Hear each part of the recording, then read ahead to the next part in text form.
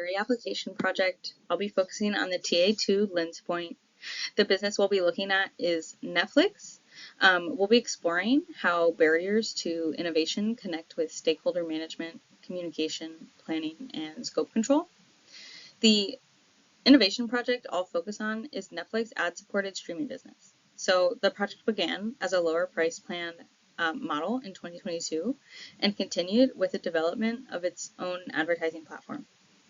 My main argument here is that this was much more than just a simple pricing change. It transformed Netflix from a primary subscription-based service into a two-sided platform that must create value for both viewers and advertisers. Since those groups do not always want the same things, resistance is almost unavoidable. Netflix, therefore, needs to manage trust, communication, and project boundaries throughout the project, not wait until problems appear after launch.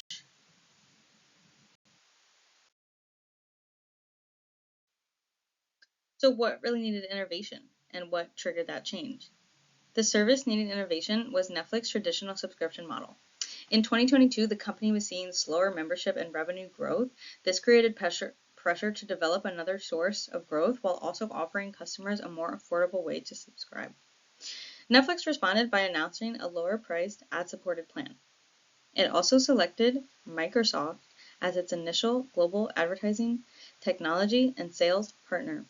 Although the immediate trigger was financial, the project involved much more than just lowering the subscription price and adding commercials. Netflix needed to build an entirely new service for its advertisers. Initially, it also needed new processes for ad sales, targeting, performance measurement, privacy, customer support, and content listening. This distinction is important for scope planning. If Netflix had defined the project as simply adding commercials, leadership would underestimate the amount of organizational change involved. The true scope was the creation of a new business model within Netflix's existing streaming experience. Within the required Harvard Business article, breaking down the barriers to innovation helps explain why a project like this can face resistance. The article argues that innovation is often suppressed by ordinary organizational habits and routines.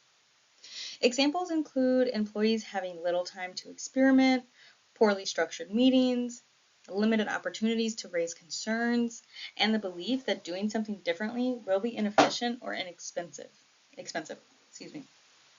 For Netflix, the biggest challenge was probably not whether its engineers could technically place an advertising in a program. The harder challenge was whether an organization could consistently identify, resolve trade-offs involving revenue, privacy, content, and the member experience. So by applying the article, Netflix would need routines that supported innovative behavior.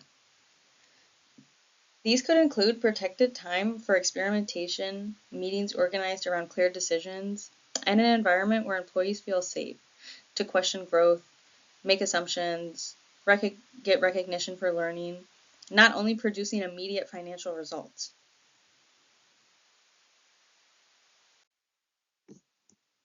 So, when we're applying the theory to Netflix, that brings us to the central stakeholder tension.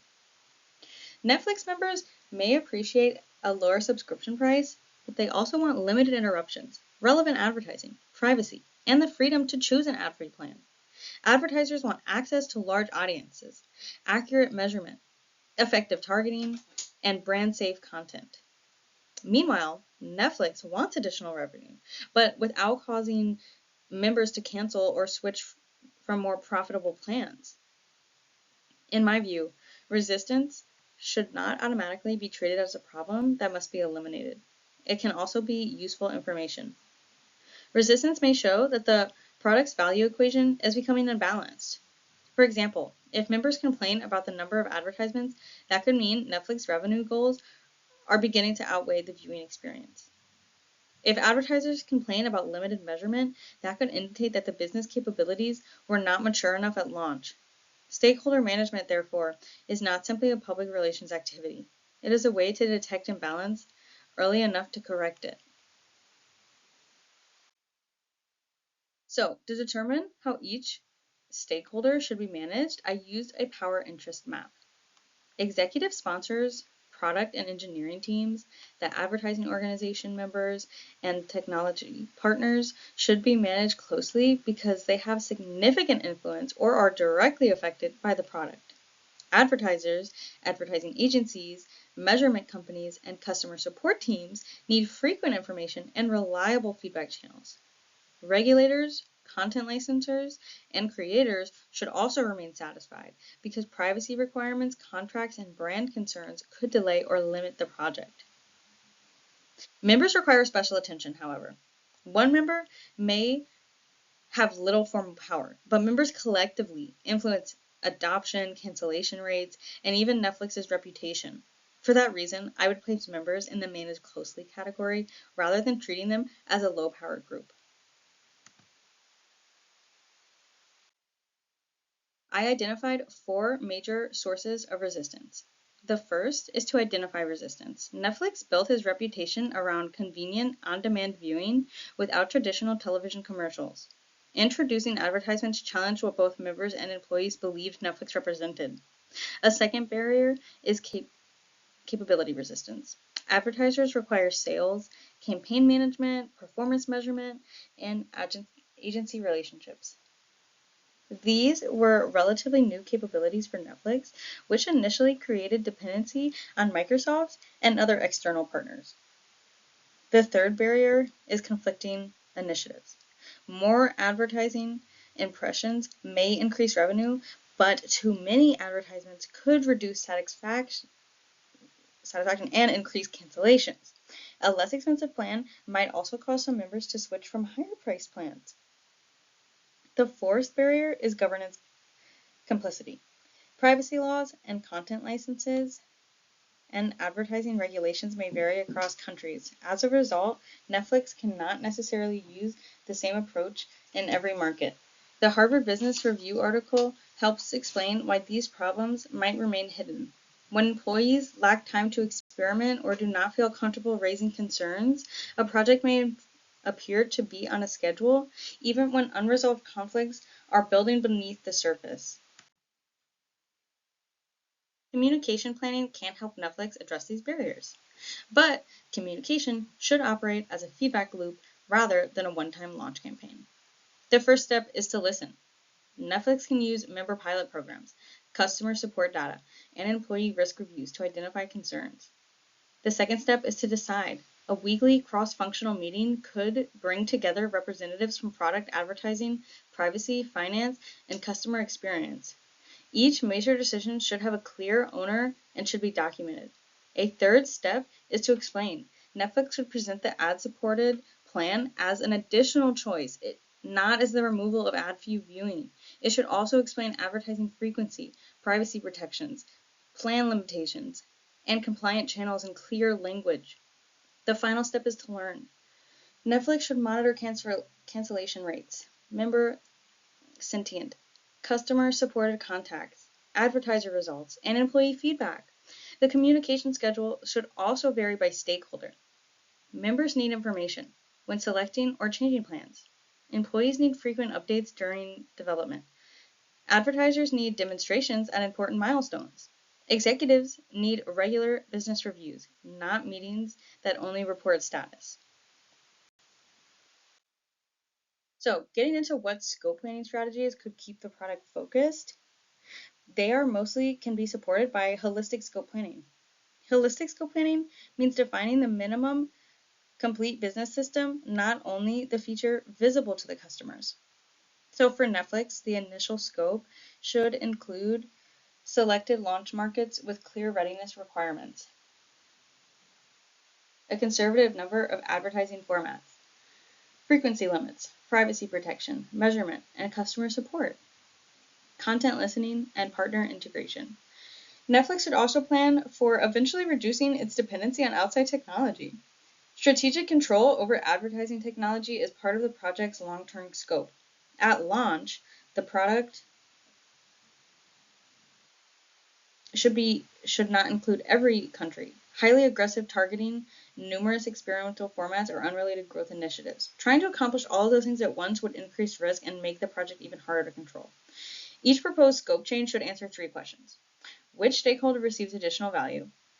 what risk does the change reduce, and what existing work would be needed to delayed or removed.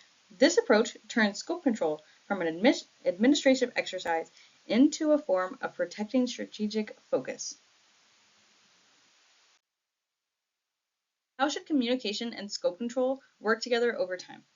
First, Netflix should prove the concept in a limited number of markets and test both member adaptation and tolerance for advertising.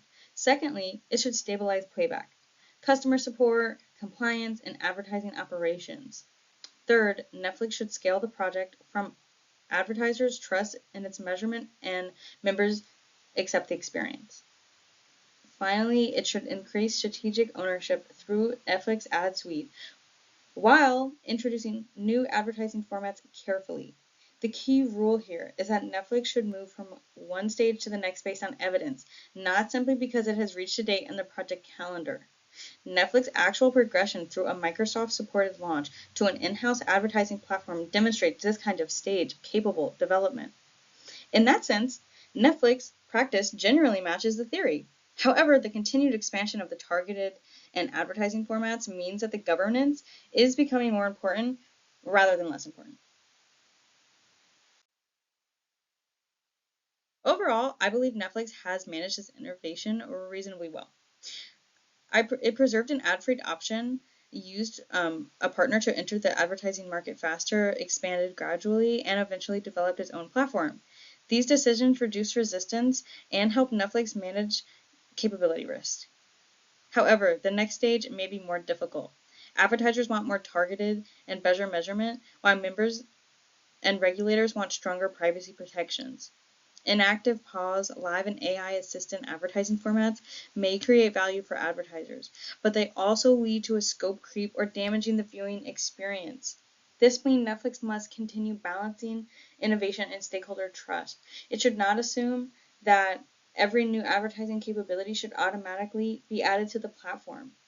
My conclusion is that innovation discipline does not mean pursuing every available opportunity. It means knowing when to delay an attractive opportunity because it could weaken trust or distract the project from its central purpose. Just as a fun way to lead the discussion, I did just want to conclude on one thought we could ponder on as we began this discussion this week. Which boundary should be a non-negotiable? Member privacy, advertising frequency, content, and brand safety, or measurement transparency, and why? My personal answer would be that member privacy, because lost trust and regulatory damage can be difficult to reverse. It would also place a conservative limit on advertising frequency and connect that limit to member satisfaction and cancellation data. A related question is, who would make the final decision when stakeholder goals conflict? I would assign that responsibility to an effective product owner who is accountable for the entire value equation. The person should be supported by leaders from privacy, member experience, advertising, and finance. No single revenue-focused department should be allowed to make the decision alone. Lastly, I included my references. Thank you all very much for your time.